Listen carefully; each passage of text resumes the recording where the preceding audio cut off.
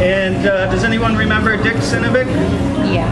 He grew up in the neighborhood, and his great story is that he was amazingly talented baseball player, like a lot of the Slabtown boys, and got a chance with the Milwaukee Braves, and looked like a really strong candidate until this guy named Henry Aaron came up and took his position away from him. But because Dick's uncle ran this place, all of his friends used to gather here, usually when their dads were hanging out here. But it makes for a really nice connection to tie it all back into the ballpark and to the neighborhood. And that's one of the great stories about this neighborhood, is that so many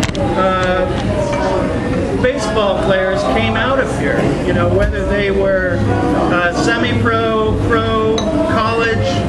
The fact that all these guys from Slabtown made it to college has a lot to do with Vaughn Street Park and the groundskeeper named Rocky Benevento. And so we're going to celebrate all that. So it's not going to be me talking. We're going to run through slides, and it's what you guys want to talk about. Whatever comes up when we see the slides, or we just keep the conversation going. Can you hear us way back there? Yeah. Barely? So we'll have to talk loud. Yes? I was with Portland Parks for a long time and used to mow Wallace Park. Oh, yeah. And there's two buildings there, and on the east building, you'll see that there's a green rectangle painted there with a white square, and that's where Mickey Lolich used to practice. Is that right? And, I didn't know honed his skills. Was his uncle Steve Lolich worked there when they had it as one-man park. He used to mow it on Steve was his dad. London, yeah. Yeah, Steve was his dad. Yeah. Anyways, I would mow it on Mondays, and we'd talk, and that's what that rectangle on the wall was. We'll have to go check it out. As he would spend hours practicing, and that's why he was so good. He says, he told him, he says, if you want to play baseball, great. If you want to be a pitcher, you're going to have to be here and practice. Wow. And so it's a wonder that. Can you still see that rectangle? I haven't checked it in the last few years, but if you go, but it's facing west on the east building. It's between the two buildings, restroom building. Oh, yeah, yeah. Yeah. But last time I was there, it was still there. That's great. That's really cool. Thank you. So yeah, that's exactly what we hope comes out of this gathering here. So anyone who has things to say, you know, please speak up, and let's get started. Welcome to Vaughn Street Park. This is one of the only color photos I've seen. So there's one more in this slideshow that's color too, but those are the only two colors I've ever seen, and I've never seen any film footage. So if anyone knows of or has any home movies that maybe you or your parents took, we would love to make copies, and any other photos of the neighborhood or of Vaughn Street Park in particular would be great. We'd love to talk to you about making copies. So we believe this is 1955, which is the last season the Beavers played there before they tore down the park and moved over to the Civic Stadium. That's right. So I should mention, if people don't know, we have a special guest here who's really a resident here. Vince Pesky, whose brother Johnny Pesky, of course, came out of the neighborhood and was one of the two big names that made it into the major leagues and had an amazing career, and we're really pleased that Vince could join us today. We also have Rocky Benevento's granddaughter. Oh, I'm ready to video. Where is she? Just shine it on yourself. There we go. Okay. Ta-da! We're really glad everyone's here. Okay, start off. One of the earliest shots we have, aerial shots anyway, of the ballpark. This is a great thing because here's the original Chapman School that I believe burned, isn't that right? And then they built that one, the existing ones. You can see right there is the You have a yard the system? car barn, the Savior Street car barn. Yeah, actually, I might have to. Hey, check under the pool. Pool store. That's a good idea. Good job, Uncle Mincy. You must have been a teacher. He knows a couple tricks. Okay. Savior Street car barn, who remembers that? Which was right across the street here, where all the street cars were repaired and stored. Here is where we are right now, the Tavern and Pool. There is the Marshall Street Ice Arena, which we're going to talk about at 3 o'clock if you guys want to hang around. And of course, this is ESCO here, which is the whole reason the ballpark was built there. And there's a great exhibit of ESCO. They're celebrating their 100th anniversary this year. And across the street, we have a number of photos of old ESCO. You might point out Montgomery Ward, which is now. Yep. Let's see.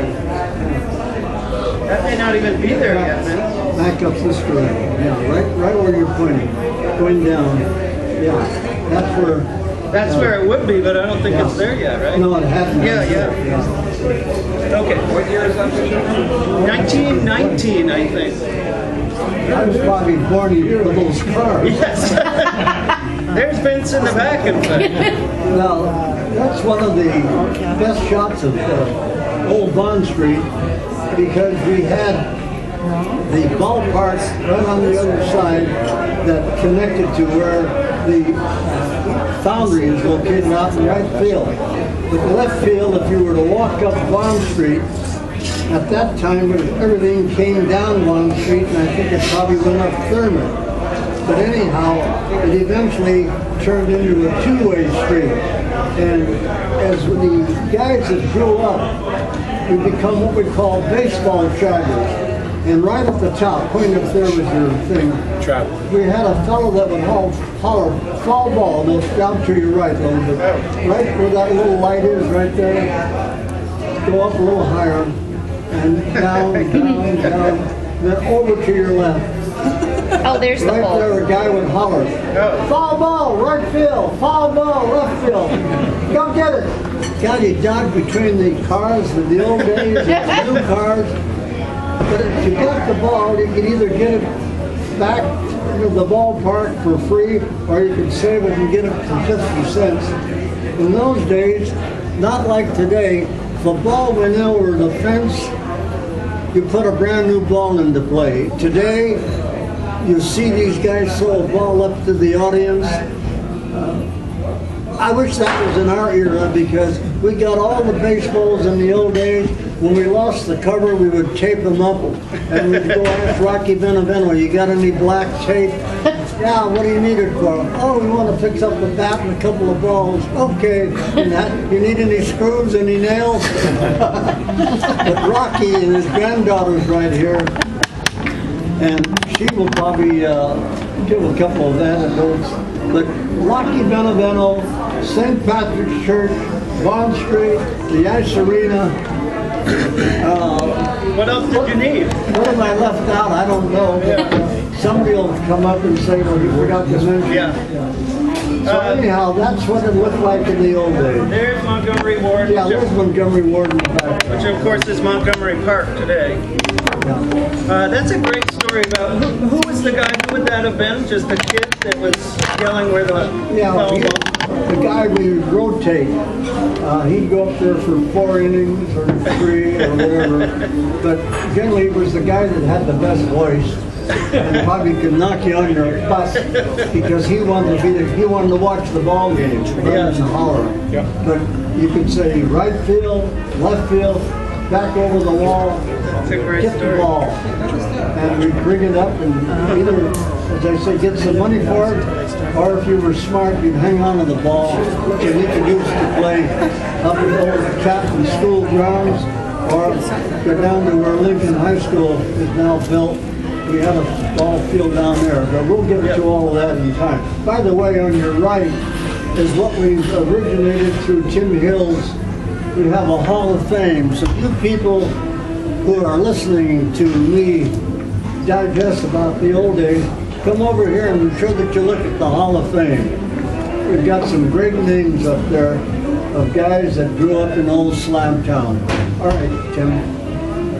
Okay, another great aerial of the ballpark, but also of Esco and the neighborhood. And that's what was so unique, I think, about Vaughn Street Park, is that it was right in the middle of the neighborhood and it backed right up to one of the leading employers, which was Esco Foundry.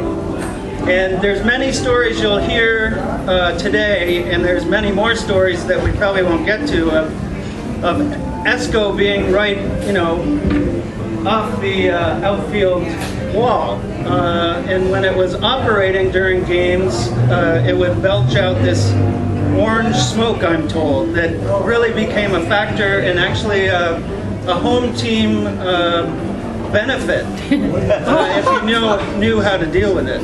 I don't see John Bessick yet, but he has one of the best stories.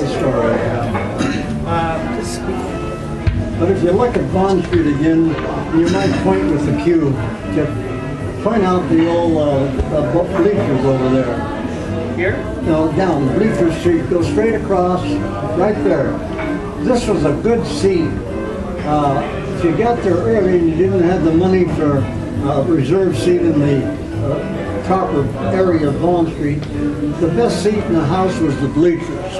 It would go up probably 25 rows, and you will see later on people hanging out, sitting on top. If they went over the top, probably an ambulance would come by and pick up the remains. But this is all part of old Vaughn Street and reminiscent of Rocky Benevento and the days that he made us kids work for everything we got around the old ballpark. So we'll go to another. You have a question or a comment? On the third baseline was where the kids with the little card for the Knothole Club used to be. And then the other thing is the old forestry center up there, the old log cabin. Right. And the old numbering system, Washington Park was number 1, and the forestry deal was number 3 in the numbering system. What do you mean by number system? Well, they used to number when you charge your time and stuff for the Park Bureau. Oh, I see. And anyway, that was park number 3, and then it burned down in I think we 67. come across all those things later on as we discuss this. Point to the scoreboard. Go back to the other one. Right there where the scoreboard is. That's where the non-bowl game gets. We get going out on Tuesdays. On Tuesdays, yeah. Free? Free, yeah. When did the night games first come in? Oh, 1935, 36. When they built the first flagpoles and put the lights up. Yeah. I may be off a year or two, but anyhow, John Bessick, he's kind of a guy that remembers things like that. As far as I was concerned, the lights that they had, you might just well go buy a light bulb and stick it in there. Probably had more vision to see what was going on. But it was nightfall. And in those days, the ball game would start around 7 o'clock and be over by 10 o'clock. And my brother and I and all the kids that worked as kids around the ballpark, we become ball boys, we become clubhouse attendants.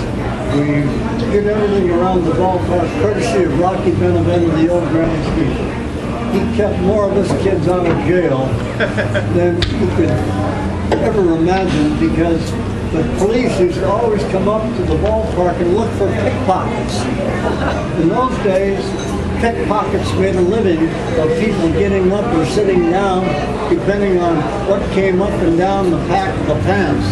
So we never found wallets around, but those cops would keep their eyes open and said, "You guys, you got a good guy here in Rocky, you got good people at home, you got the nuns that are very good in keeping you in school.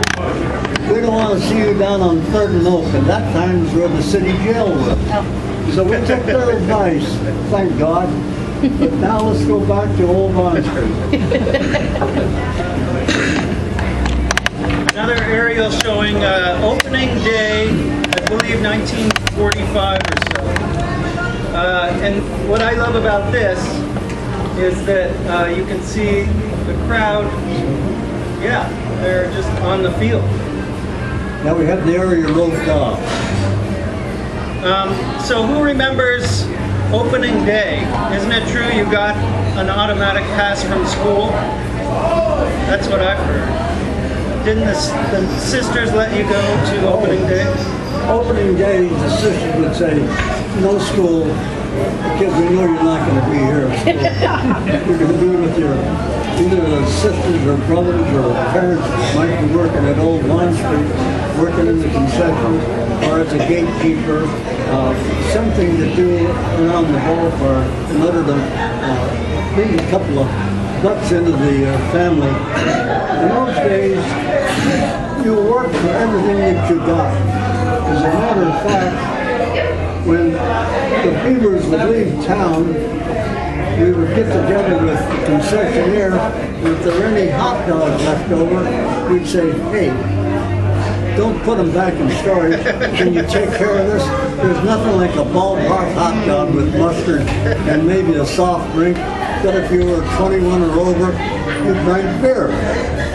But we never worried about beer. Us kids lived down on 20th and Upshur because we had the Plant B, Lutz Weinhardt plant, and every day we would have a ball game when the Beavers were away and we weren't at the ballpark at Bond Street. We'd play in the empty lot across from where we lived. We'd have a 7-inning stretch where everybody would stop, and then we would climb over a great big steel wall. The guy that was in charge of everything, we'd say, keep your eye out for the engineer. If we can get by him, we can hurry up and get a couple of drinks by drinking right. And believe me, I don't know, we had our 7th-inning stretch, but we also had some Blitz Weinhardt in our belly. I wish the Carney brothers were here today. They might show up. Yeah, they might show up, but they were telling us a story the other day. I think this was their property here, and during game days, they would use the empty lot to allow cars coming to the game to park. And they had the service, of course, that, you know, how old were they? 13, 14? So the brothers were like 13, 14 years old, and they would park your car for you in the lot for like 10 cents. That's right. And then if you watched it, which, how would they know if you watched it? They charge, you know, an extra nickel or something.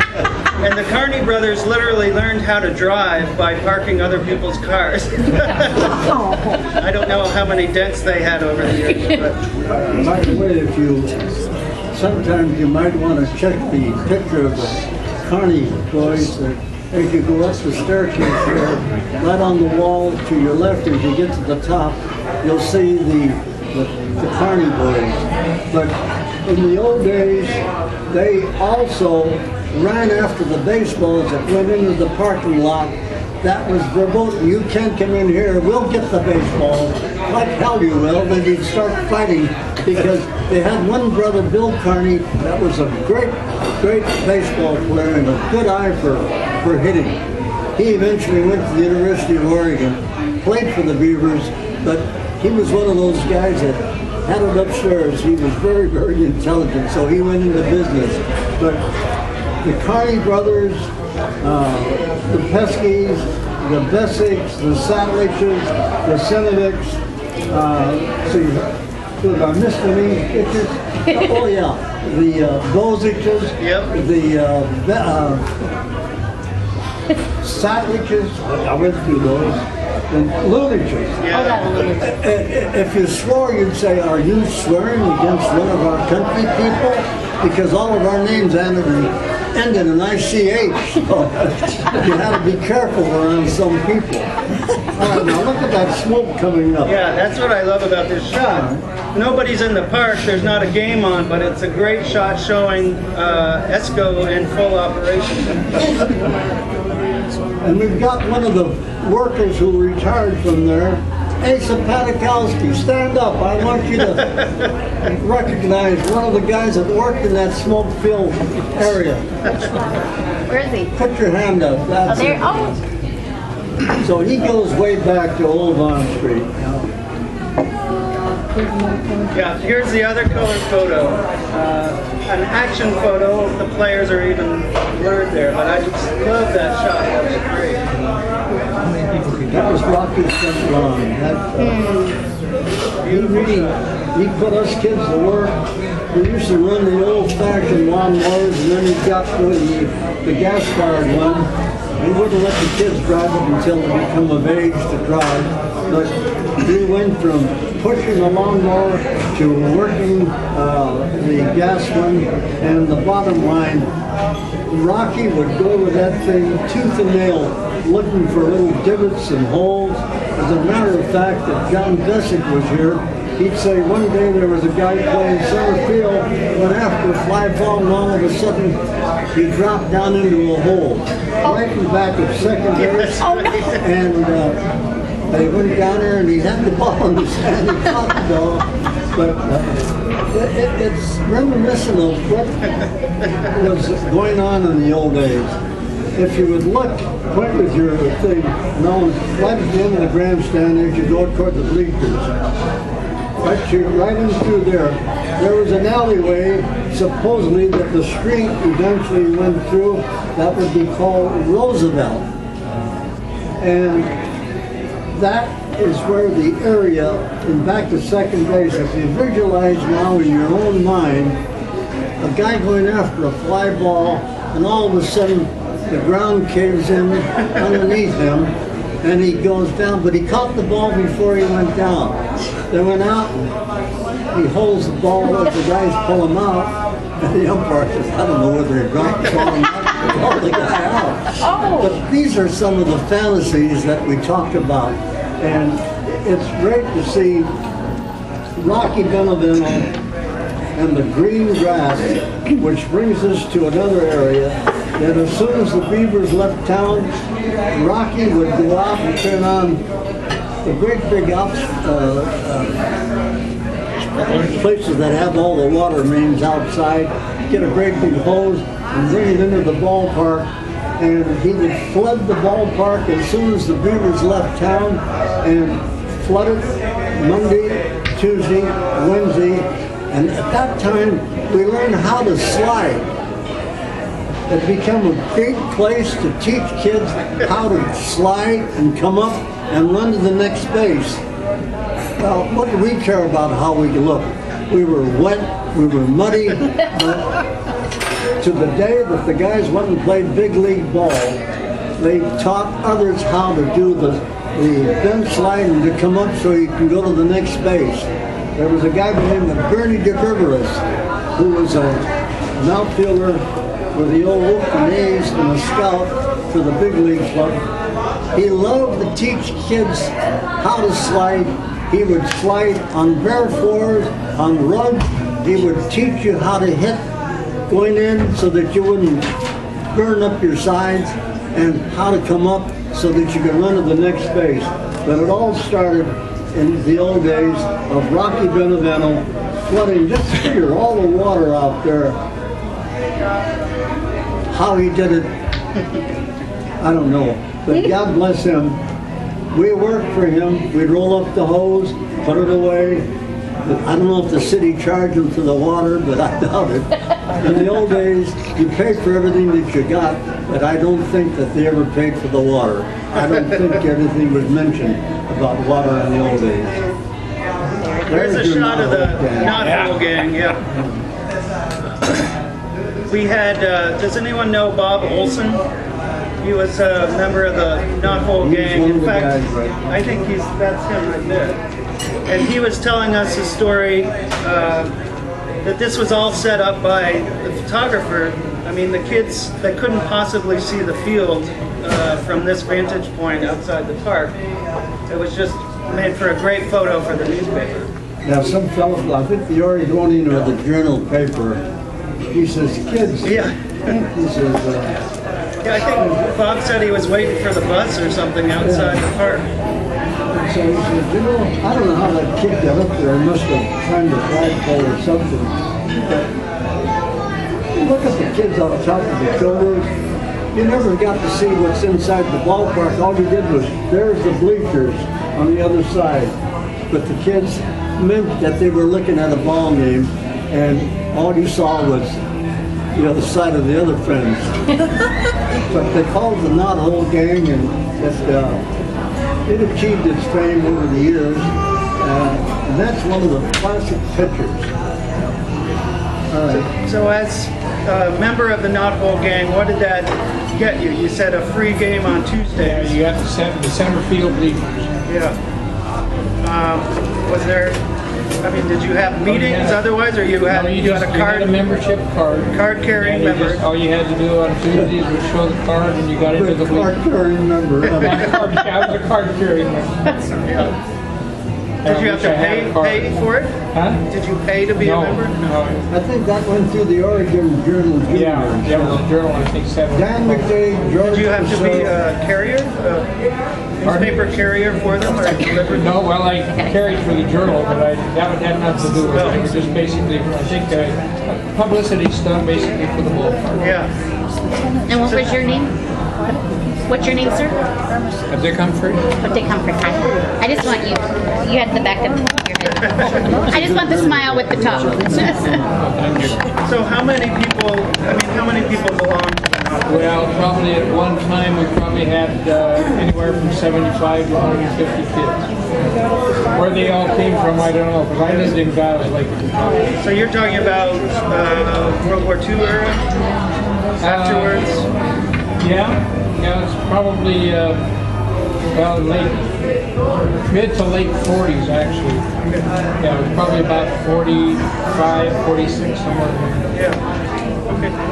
I would add to that, agreeing with what you discussed, that if you didn't work with the ballpark in some manner, you joined the Knot Hole Gang, and I think it was through the Oregon Journal, and either Dan McLean, George Purcell, or maybe Ellie Shirley down the fall of the Oregon Journal, that more you possess that power, I think you would get into the ballpark at a reduced rate, wouldn't it? You could, yeah, but on Tuesdays it was free. But otherwise it would be a cheaper rate? Yeah, I think a lot of times Rocky had a lot to do with who got into the ballpark and who had a card. Yeah, I bet. I used to get to collect cushions for Rocky. Yeah. I was too young to go down and work in the dugouts and all that stuff, but I got to collect cushions. Those cushions were pretty good size for a kid who was only about 8 or 9 years old. How many could you carry at once? About 3. That's a great story too. Water bucket. Yeah. Good old days. All right, so here's a couple shots, this one and then a couple more, just showing the two standout major league players who came out of this neighborhood. And of course, this is Vince's older brother. Yeah, there's one guy missing up there, Dominic DiMaggio, another one who's living here in Oregon. Bobby Dorr, it's too bad we couldn't get a picture of the four. But these four guys, Dominic DiMaggio, Ted Williams, Bobby Dorr, and Johnny, they call them the West Coast Gang, that went back to Boston and became a legend to the Red Sox from the West Coast to the East Coast. As a matter of fact, you're looking at Johnny talking to David Ortiz. Johnny says that when Ortiz squeezed you, my God, you better take a deep breath before, because you wouldn't have any breath left when he finished talking to you. And Ortiz is now established himself as the outstanding hitter in professional baseball, as the ball player, is even as I can't even think of the name, designated hitter. But that shows you Ortiz, and he's still playing for the Red Sox. Oh yeah. So, and Brother John had finished being as a ball player, as a coach, as a broadcaster, as a manager, and somewhere along here in the Hall of Fame, probably a picture of Johnny and a couple of guys, thanks to Tim Hill, that he fixed up. Yep. Hey Tim. Yes. Could we have Uncle Vince kind of turn this way when he talks maybe? Can you have your, yeah, that would be better. Just so that people can hear you. Your voice carries, but. Here's a great shot of Johnny, Vince, and Rocky. And showed you that my brother was in the big leagues. Yeah, look at that When he made cigar. the big leagues, he sold cigars. And eventually, the doctors used to say, forget about the cigars, you're in the big leagues now, and forget about tipping the elbow and doing drinking, because eventually it's going to weigh on your health. And I know Johnny went to the doctor, and he says, Doc, how did I do? He said, Johnny, I got blood, and I detect that a little alcohol. He says, yeah, I like that. Take a nip down there. He says, I would suggest that you leave it alone. He walked out of the office, never had another drink after that. And I think that's something to be reckoned with for people who find it hard to pull that damn elbow down, because that drink becomes so good and tastes so good. We go back to the days we used to go over the Blitz Weinhardt steel fence and go and drink beer like it was coming out of the faucet and no problem. But you were tired and thirsty in those days. Okay, here's what.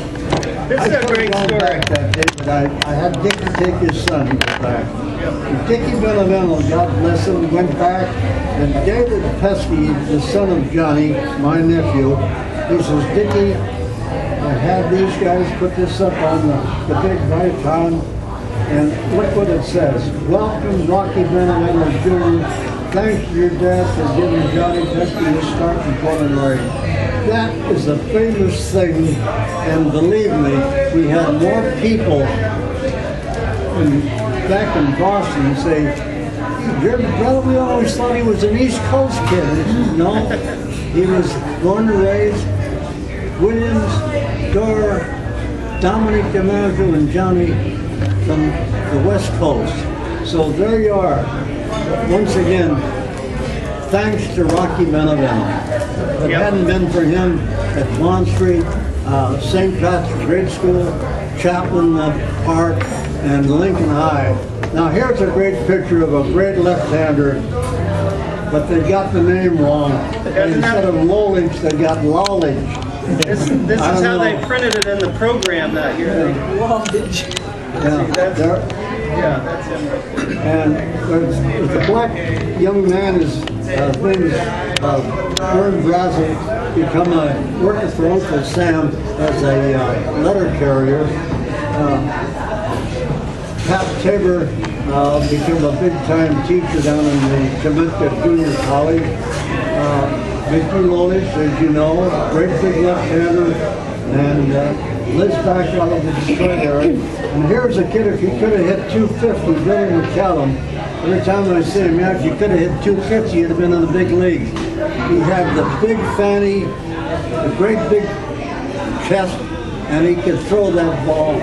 And as far as I was concerned, Billy, if you hit 250, you'd have been a big leaguer. But look at the size of him compared to the other guy. That gives you a pretty good idea.